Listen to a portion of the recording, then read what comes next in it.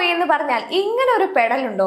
Shri Satheesan sir ഒരു സുപ്രധാന കാര്യം ചർച്ച ചെയ്ത് രാവിലെ കേരളത്തിൽ വരാൻ പോയതാണ്. അപ്പോഴാണ് നേതാക്കൾ ജന്തർ മന്ദറിൽ എന്ന് അറിഞ്ഞത്. ജന്തർ മന്ദർ അല്ലേ, സുപ്രീം കോടതി പോലും അവിടെ സമരം ചെയ്യാൻ പറഞ്ഞതല്ലേ, ചുമ്മാ പോയി കൂടെ നിന്നേക്കാം എന്ന് പറഞ്ഞ് പോയി ചാടിയതാണ്. അപ്പോഴാണ് അറിഞ്ഞത് വെളിവും വെള്ളിയാഴ്ചയും ഇല്ലാത്ത പപ്പുജി തീരുമാനം മാറ്റി.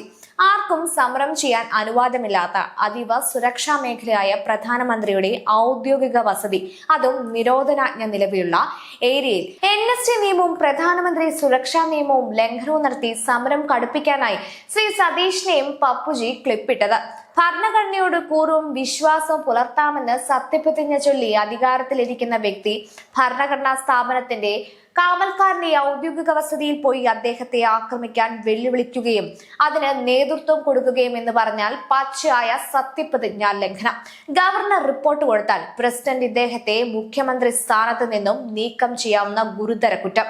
കൂടുമെന്ന് പ്രിയങ്കാജി വിളിച്ചത് ഭീരുവായ ഇന്ത്യൻ പ്രധാനമന്ത്രി വെളിയിൽ വരൂ, നിന്നെ ഞങ്ങൾ ഇപ്പോൾ ഇവിടെ നേരിടുമെന്നാണ്. അതായത് ഇന്ത്യൻ പ്രധാനമന്ത്രിയെ വസതിയിൽ ചെന്ന് ആക്രമിക്കാനും കലാപത്തിനും ആഹ്വാനം. ഭരണഘടനാ പദവി വഹിക്കുന്ന ശ്രീ സതീശൻ സാർ ഇങ്ങനെ ചെയ്യാമോ? ഇന്ത്യയുടെ പരമാധികാരത്തിനെതിരെ ഒരു മുഖ്യമന്ത്രി വെല്ലുവിളി ഉയർത്താമോ? എന്തായാലും കേസിയുടെ ശുക്രദശ തെളിഞ്ഞു എന്ന് തോന്നുന്നു. പവർക്കട്ടും ഭരണപരാജയവും കാരണം ഒരു മാസം കൊണ്ട് തന്നെ സതീശൻ സാറിനെ ജനം വെറുത്തു കഴിഞ്ഞു. ശ്രീ രമേശൻ ചെന്നിത്തലയുടെ വകുപ്പൊഴിച്ച് ബാക്കി എല്ലാം ചളകുളമായി. ആരോഗ്യ വകുപ്പ് തന്നെ മുരളീധരൻജി കോമഡിയാക്കി. പട്ടിപ്പുല്ല് തിന്നുകയുമില്ല, പശുവിനെ കൊണ്ട് തീറ്റുകയുമില്ല എന്ന പോലെ ആരെങ്കിലും 10 പാവങ്ങൾക്ക് അല്പം ചോറ് കൊണ്ടു കൊടുക്കുന്നതും തടയും പോലും. എന്തായാലും ശ്രീ സതീശൻ ആകെക്കൂടി സംഗതി കുഞ്ഞൻപിള്ള എന്ന് പറഞ്ഞ പോലെ വീണിതല്ലോ കിടക്കുന്നു ശോണിതവും അണിഞ്ഞല്ലോ ശിവശിവ.